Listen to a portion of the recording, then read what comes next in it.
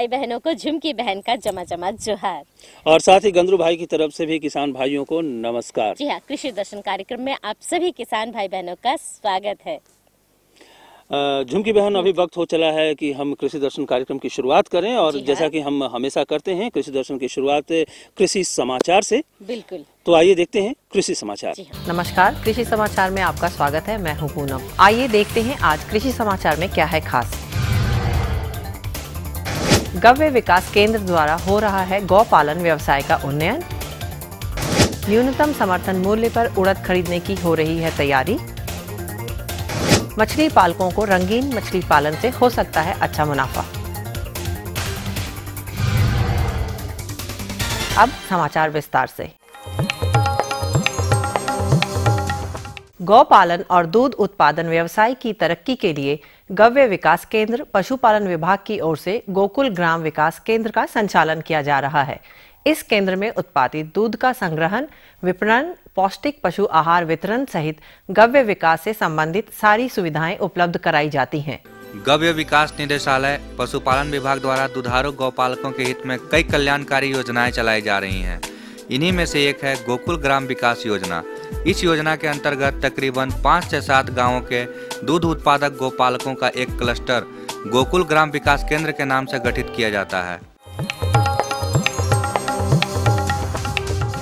किसानों के हित को ध्यान में रखते हुए अब राज्य सरकार उनसे उड़द खरीदने की तैयारी कर रही है। सरकार ने निर्णय लिया है कि अगर सरकार द्वारा निर्धारित उड़द का न्यूनतम समर्थन मूल्य खुले बाजार के भाव से ज्यादा रहा तो किसान सरकार को अपना उड़द बेचे।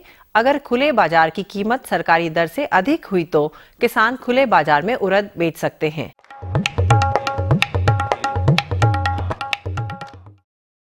सब्जी फसल लौकी में यदि लाल भृंग नामक कीट लग जाए तो वो पत्तियों को खाकर बुरी तरह से क्षतिग्रस्त कर देता है।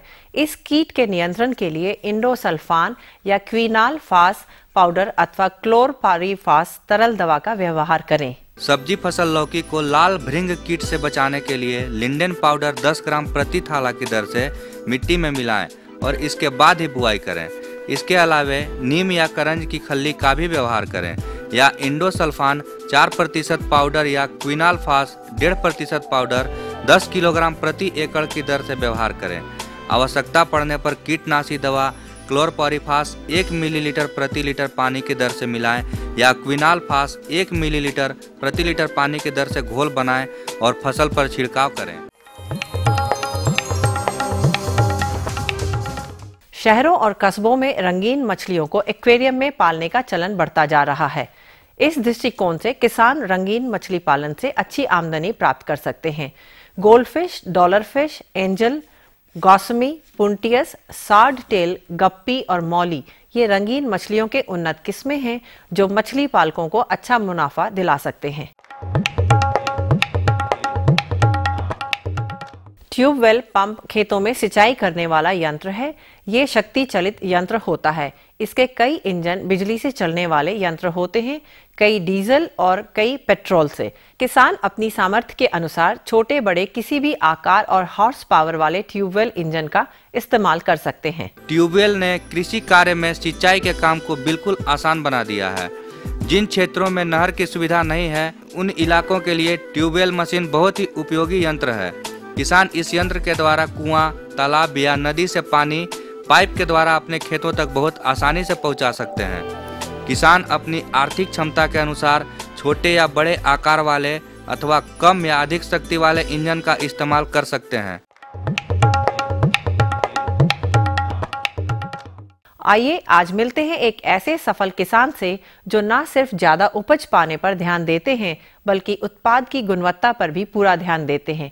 इसी विशेषता के कारण ये अपने इलाके के एक उभरते हुए प्रगतिशील किसान के रूप में जाने जा रहे हैं। प्रगतिशील किसान वो होता है जो न सिर्फ उपज बल्कि कृषि के सर्वांगीण विकास पर ध्यान देता है। आज जिस सफल किसान से हम मिलने वाले हैं वो उपज के साथ साथ उपजाऊपन और उत्पाद की प्राकृतिक गुणवत्ता को भी बरकरार रखने की पूरी कोशिश करते हैं। तो आइए इनसे मिलते हैं और जानते हैं अभी ये किस फसल की खेती कर रहे हैं। साथ साथ में खेती के साथ में पढ़ाई भी करते हैं।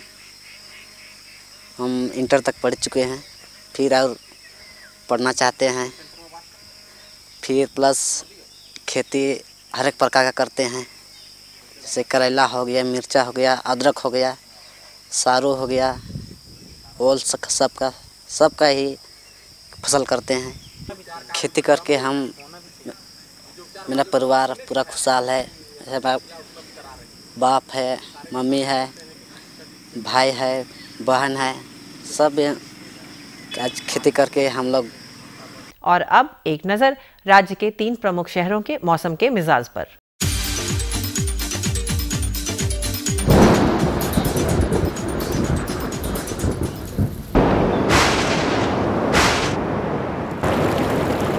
आज राज्य के प्रमुख नगरों के अधिकतम और न्यूनतम तापमान कुछ इस तरह दर्ज किए गए। रांची अधिकतम तापमान 30.5 डिग्री सेल्सियस और न्यूनतम 14.0 डिग्री सेल्सियस। जमशेदपुर का अधिकतम तापमान 32.4 डिग्री सेल्सियस और न्यूनतम 15.2 डिग्री सेल्सियस। मेदिनीनगर का अधिकतम तापमान 31.5 डिग्री सेल्सियस और न्यूनतम 13.0 डिग्री सेल्सियस। और अब मंडी भाव में आइए नजर डालते हैं अनाजों के भाव पर।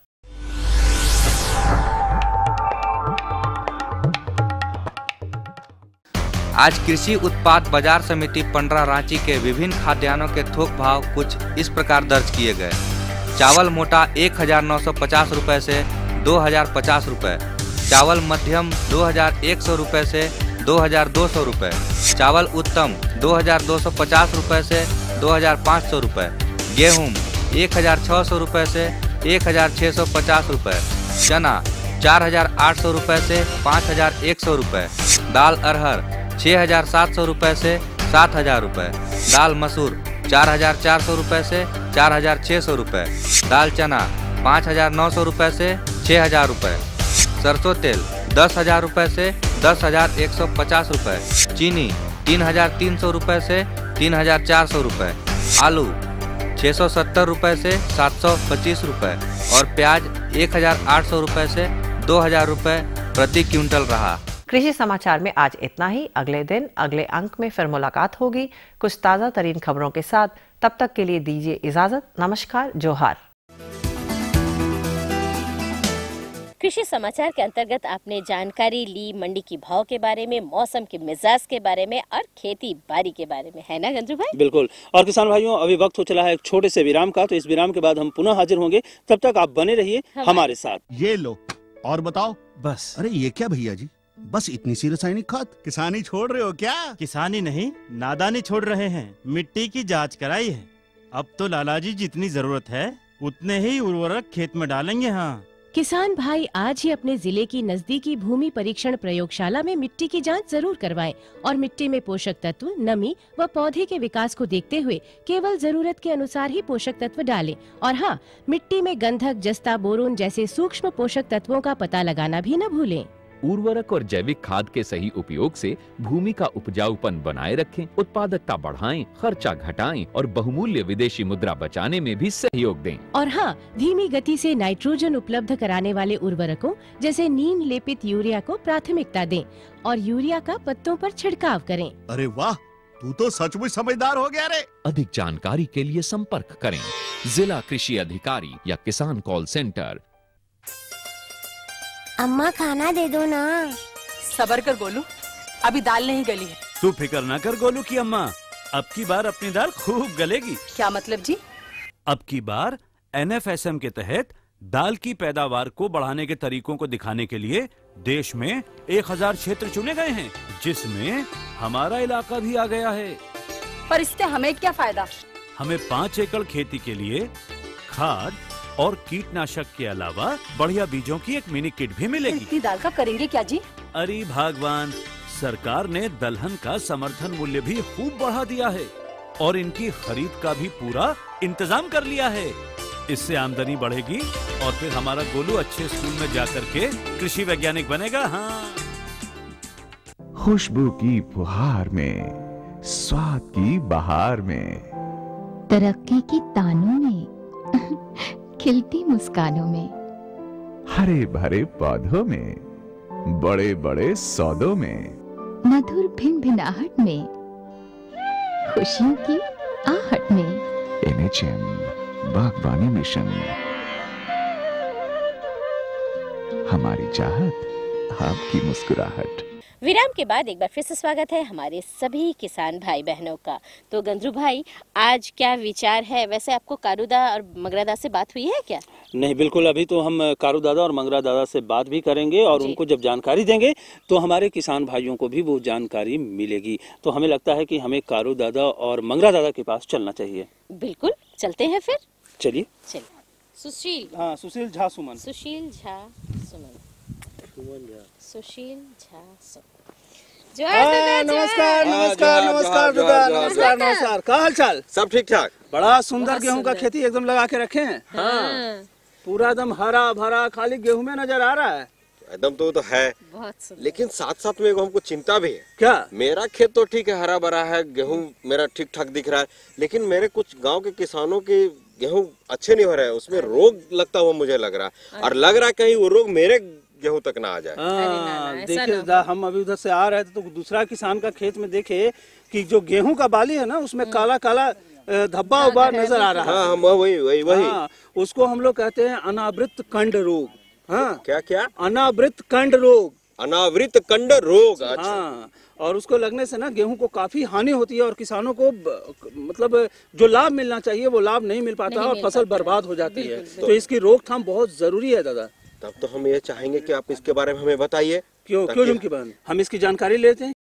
बिल्कुल सही कहा। हमारे कारू दादा ने इतना मेहनत किया है, इतने बढ़िया तरीके से फसल उगाया है, तो उसकी सुरक्षा तो होनी ही चाहिए। तो आइए मिलते हैं हमारे विशेषज्ञ डॉक्टर सुशील झा सुमन जी से और जानकारी लेते हैं इस बारे में। डॉक्टर साहब, हम आपसे जानना चाहते हैं कि जाड़े का मौसम है और इन जाड़े के मौसम में प्रायः गेहूं की फसलों में बहुत सारे रोग लग जाते हैं। हाँ। तो ये रोग कौन कौन से हैं, पहले हमें इसके बारे में आप जानकारी दें। जी। मैं किसान भाइयों को बताना चाहता हूं कि झारखंड राज्य में गेहूं एक प्रमुख फसल है और गेहूं में विभिन्न तरह के रोग लगते हैं, लेकिन झारखंड में सारे रोग नहीं लगते हैं। कुछ लिमिटेड रोग जो हैं वो झारखंड में लगते हैं। जैसे मैं उनका नाम बताना चाह रहा हूं, जो ब्लैक रस्ट या काला कीट कहते हैं, नंबर 2 ब्राउन रस्ट या भूरा कीट, नंबर 3 येलो रस्ट या पीला कीट, नंबर 4 अनावृत कंड या loose smut disease of wheat, number 5 Helminthosporium leaf blight disease, number 6 Alternaria leaf blight disease. ये 5-6 रोग जो हैं मुख्यतः झारखंड में गेहूं के फसल में लगते हैं। जो गेहूं के फसलों में ये प्राय रोग लगते हैं, तो इनके लक्षण क्या हैं और ये किस प्रकार से हम नियंत्रण कर सकते हैं, उसके बारे में आप हमें जानकारी दें। के नियंत्रण के लिए किसान भाइयों को मैं सलाह देता हूं कि जब खड़ी फसल में रस्ट रोग या कीट रोग लगते हैं तो सबसे पहले किसान भाइयों को सलाह देता हूं जो सर्टिफाइड सीड या प्रमाणित बीज का ही उपयोग करना चाहिए। दूसरी बात, जब ये रोग फसल में लगते हैं, नज़र आते हैं, तो तीनों रस्ट के लिए, तीनों कीट के लिए मैं रिकमेंड करता हूँ जिसका ट्रेड नाम टिल्ट है। टिल्ट का छिड़काव 0.1% छिड़काव 15 दिन के अंतराल पर 2 बार करना चाहिए। या प्रोपिकोनाजोल या टिल्ट नहीं मिले तो उसके बदले में इंडोफिल M45 जिसको मैंकोजेब कहते हैं, या डाइथेन Z78 या इंडोफिल M45 या मैंकोजेब जिस नाम से मिले मार्केट में, उनका 2.5 ग्राम प्रति किलोग्राम 2.5 ग्राम दवा प्रति लीटर पानी में घोलकर छिड़काव करने से यह रोग नियंत्रित हो जाता है। डॉक्टर साहब, हम आपसे जानना चाहते हैं कि प्रायः गेहूं में ये कंड रोग क्या होता है, जो लग जाते हैं ये रोग, इसके नियंत्रण किस प्रकार से करें, इनके लक्षण क्या हैं, उसके बारे में आप हमें बताएं। जी हाँ, मैं किसान भाइयों को बताना चाह रहा हूँ, जो ये एक लूज स्मट डिजीज होती है व्हीट गेहूं में, तो ये लूज स्मट डिजीज को अनावृत कंड रोग कहते हैं। ये अनावृत कंड रोग का मुख्य लक्षण यह है कि ये बालियां जब निकलती हैं तो बालियां निकलने के बाद बालियां में दाने न बन करके काले काले चूर्ण नज़र आते हैं। ये किसान भाई बराबर फील्ड में देखते हैं। तो और जब हवा बहती है तो ये काले चूर्ण हवा में उड़ जाते हैं और केवल रैचीस बचा हुआ रह जाता है और दाने एक भी नज़र नहीं आते हैं। तो ये इस अनावृत कंद रोग का मुख्य लक्षण है। इसके नियंत्रण करने के लिए टेबुकोनाजोल नामक दवा, जिसको अडेक्सिल कहते हैं, ट्रेड नाम जिसका अडेक्सिल है, उसको 1.5 ग्राम प्रति किलोग्राम बीज के दर से सीड ट्रीटमेंट बीजोपचार करके सीड को फील्ड में लगाना चाहिए। या बीटावेक्स 2 ग्राम प्रति किलोग्राम बीज के दर से बीजोपचार करके खेत में बीज को लगाना चाहिए। और उससे भी ज़्यादा इम्पोर्टेंट रोग है एक हेलमिंथोस्पोडियम लीफ ब्लाइट। ये हेलमिंथोस्पोडियम लीफ ब्लाइट रोग जो है, जनरली जब हम लोग गेहूं का फसल लगाते हैं तो 7 से 8 सप्ताह के बाद जब सिंचाई का जो चैनल बनाते हैं, सिंचाई की जो नाली बनाते हैं, उसमें गेहूं के निचले पत्ते के सतह पर में छोटे छोटे अंडाकार धब्बे पीले से भूरे रंग के नज़र आते हैं और ये धीरे धीरे फैलकर पूरी पत्तियां को धब्बे घेर लेते हैं। तो इसको नियंत्रण करने के लिए किसान भाइयों को सलाह देते हैं कि खेत में इंडोफिल M45 या मैंकोजेब या जीनेब का छिड़काव करें, जिसका डोज है 2.5 ग्राम प्रति लीटर पानी में घोलकर छिड़काव 15 से 20 दिन के अंतराल पर 2 बार करें, तो ये रोग का नियंत्रण हो जाता है। किसान भाइयों, आपने देखा कि हमारे डॉक्टर साहब ने कितनी अच्छी जानकारियाँ दी। आशा करते हैं इस जानकारी से आप ज़रूर लाभ उठाएंगे। डॉक्टर साहब, चलते चलते सबसे पहले तो आपका बहुत बहुत धन्यवाद। आप इस कार्यक्रम में आए और इतनी अच्छी जानकारियाँ दी, आपका बहुत बहुत धन्यवाद। धन्यवाद किसान भाइयों, जोहार, धन्यवाद। अगले अंक में फिर मुलाकात होगी, तब तक के लिए जोहार। हाँ, ये एकदम बहुत बढ़िया जानकारी रहा आपके लिए, बहुत लाभकारी। हाँ, और जितना बात डॉक्टर साहब ने हम लोगों को बताया, अगर उतना हम लोग सब किसान मिलके अपने इसको पालन करें, अमल करें, तो निश्चित है कि हमारा गेहूं जो है सुरक्षित रहेगा। बिल्कुल। और किसान भाइयों, अगर आपके खेत में भी अनावृत कंड रोग जो लग रहा है, अगर उसे निदान पाना चाहते हैं तो हमारे विशेषज्ञ ने जो जानकारी दी उस जानकारी पर अमल करें। और झुमकी बहन, अब क्या इरादा है? इरादा तो बहुत ही नेक है, क्योंकि मुझे नहीं दिख रहे हैं हमारे मंगरा दादा, तो हमें मिलना है मंगरा दादा से। हाँ कारू दादा, मंगरा दादा कहाँ है? जैसे हम अपना खेत में घूम रहे हैं, आज भी अपना खेत में घूम रहे हैं। बिल्कुल सही। भाई, मंगरा दादा के मिले बगैर तो चैन ही नहीं आता है। और हमारे किसान भाइयों को भी इंतजार रहता है मंगरा दादा से मिलने का। तो चलिए किसान भाइयों, हम आपको भी मिलवाते हैं मंगरा दादा से, और हम भी चलते हैं झुमकी बहन। बिल्कुल। तो चलिए दादा, आपको यहीं से हम जोहार करते हैं और चलते हैं। जोहार दादा, जोहार जोहार। चलिए चलिए चलिए झुमकी बहन। अरे छुआ, अरे बेटा, अरे फांद मत रे, अरे रुक रुक, अरे रोक रे। जोहार दादा, जोहार जोहार। ठहर ठहर हुए, ठहर ठहर। अच्छा, खड़ा बच्चा का स्कूल है जोहार। कहाँ स्कूल से लेके आ रहे हैं? कहाँ बचवा को? अरे हमारा छुआ जो है ना, उसको स्कूल से लेकर के आ रहे हैं। अरे फांदते कूदते हमसे बहुत आगे आगे दौड़ते जा रहा है ना। हुए ठहर बेरे। और झुमकी बहन, तब किधर से? बस आप ही से मिलने आ रहे थे। और हम तो सोचे कि स्कूल छोड़ के जाएंगे तो कहीं कारू दादा भी भेटा लिए, तो उनसे भी भेटा लिए। अरे अभी कारुए दादा से मिलके हम लोग आ रहे हैं। उनसे मिल लिए? हाँ, और आपसे मिलने के लिए आए हैं। अच्छा अच्छा। और सुनाइए, क्या हाल चाल है? हाल चाल तो मेरा बहुत अच्छा है। खेती बाड़ी सब कैसा चल रहा है? खेती बाड़ी भी मेरा बहुत अच्छा है। हाँ। तो खेती बाड़ी का आप जब, तो हम लोग तो किसान हैं, तो खेती बाड़ी का ही बात करेंगे। हाँ लेकिन जानते हैं दादा, तमाड़ में भुइयां डी ये है। हाँ, भुइयां डी, अरे गए हैं भाई। पूरा टमाटर का खेती होता है उधर। ऐसा टमाटर देखिए, हम किसा पिंधे हैं। इसने एकदम रंग का टमाटर, खाली एकदम गज टमाटर मिलेगा। तो खाली खेती नहीं होता है, बिक्री होता है। तो बिक्री होने के लिए बाजार है, तो बाजार के लिए व्यवस्था भी है। अब देखिए भाई, ऐसे भी अगर जब फसल उपजाते हैं और आप व्यावसायिक रूप से अगर खेती कर रहे हैं, तो उसकी बाजार व्यवस्था भी होनी ही चाहिए। हाँ। और अगर बाजार व्यवस्था अच्छी होगी तो किसानों को उसके जो फसल का उत्पादन है और उसका जो मूल्य है वो अच्छा मिलेगा। तो वहाँ पर अच्छा दादा का व्यवस्था है बाजार का? कि इतना बढ़िया, माने कि एकदम खेती होता है तो उसका बिक्री भी होता है। भुइयाडीह में उस श्रीधर महतो जी से मिले हैं कि नहीं आप? श्रीधर महतो जी से? हाँ कुछ कुछ बोल रहे थे, लेकिन हमको तो उतना बुढ़बा था वो बुझाया नहीं, तो सोचे कि अच्छा गांधू दादा और झुमकी बहन मिलेंगे तो बिल्कुल बिल्कुल। तो चलिए हम एक बार फिर से आपको श्रीधर महतो जी से मिलवा देते हैं और आपके साथ साथ हमारे किसान भाइयों को मिलवा देते हैं श्रीधर महतो जी से कि किस तरह से वो बाजार व्यवस्था देख रहे हैं वहाँ पे और किस तरह किसानों को उसका लाभ मिलता है। तो आइए देखते हैं। हमारे बीच है एक सफल कृषक जिनका नाम है श्रीधर महतो। श्रीधर महतो जी। श्रीधर महतो जी, हम आपसे जानना चाहेंगे आप किस गांव के रहने वाले हुए? हम बाबूराम डी के रहने वाले हैं। बाबूराम डी ये ग्राम का नाम है? जी हाँ। किस प्रखंड और किस जिला में ये? थाना तमाड़ पड़ता है, जिला रांची, सब डिवीजन बुंडू। बाबूराम जी से हम जानना चाहेंगे कि इन्होंने शिक्षा कहाँ तक प्राप्त किया?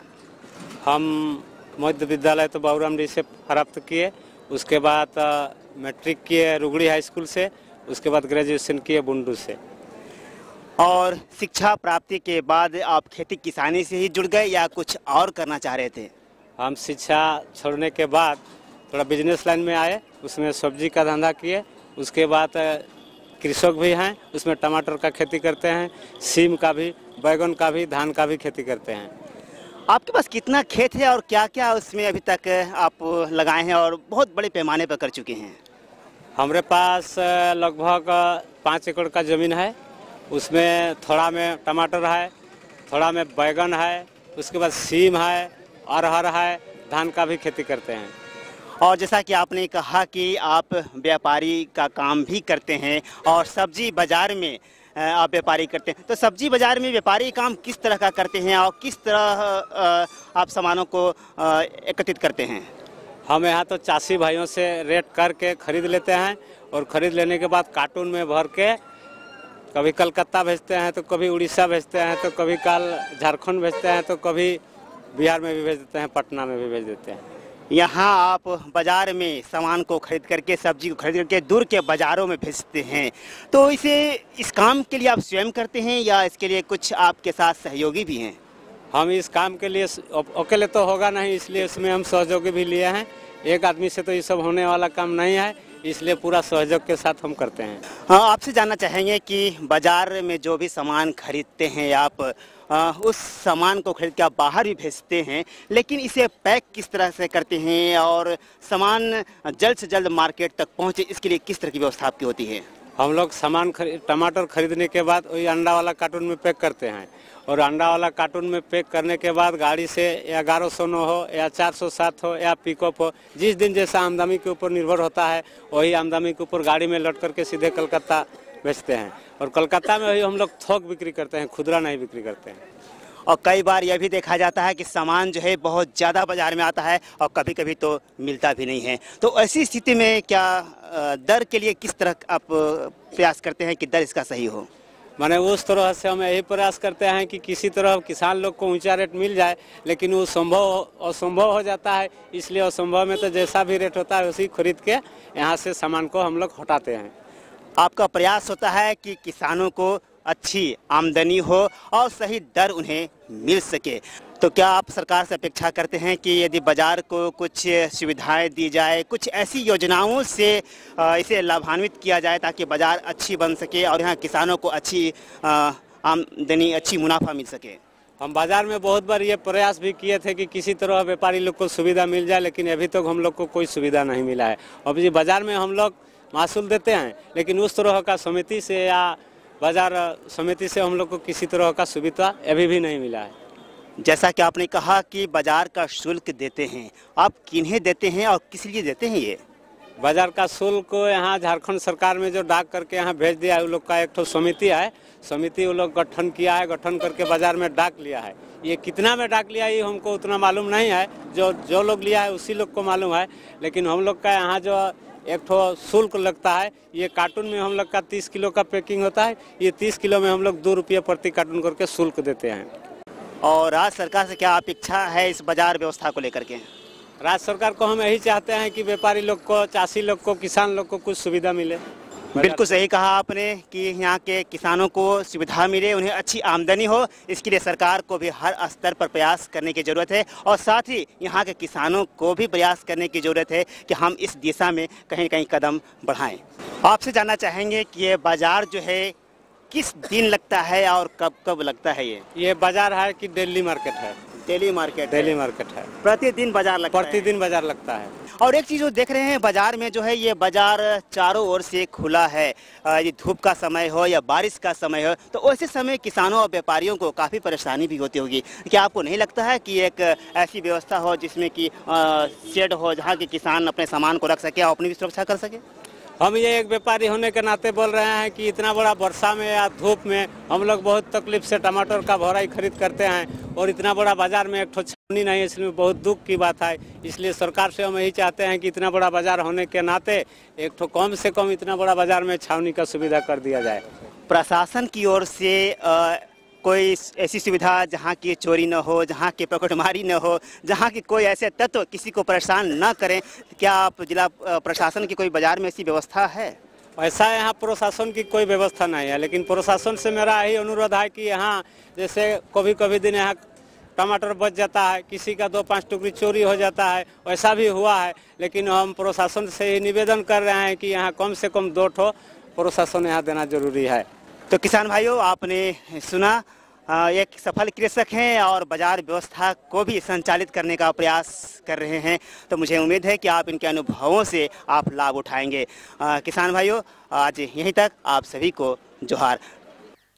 हमारे गंजू दादा तो खुश हो गए होंगे। हाँ, एक जुगती भाई जो श्रीधर महतो जी बताए ना कि खाली दादा खेती करने से नहीं होता है, अब टमाटर उपजाएं तो का सिस्टम होना चाहिए। हाँ, देखिए, का व्यवस्था होना चाहिए, बिल्कुल, का इंतजाम होना चाहिए, बिल्कुल, ताकि हम जो माल को उपजाएं उसको बेचें और कचिया पाएं। बढ़िया कचिया है। लेकिन श्रीधर महतो जी ने कुछ व्यवस्था की मांग भी की है सरकार से और हमें उम्मीद है कि सरकार उनकी बातों को सुनेगी और फिर उस व्यवस्था को भी वहाँ प्रदान करेगी और उपलब्ध कराएगी।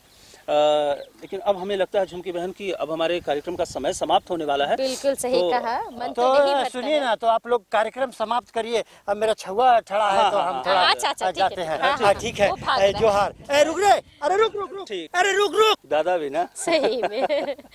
तो किसान भाइयों, अभी वक्त हो चला है IMD पुणे से प्राप्त कृषि सलाह पर एक नजर डालने का। तो आइए डालते हैं एक नजर।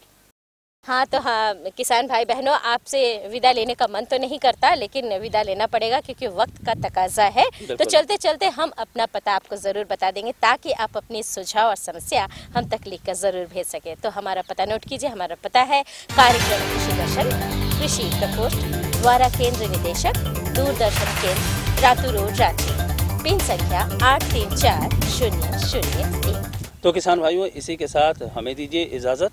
नमस्कार।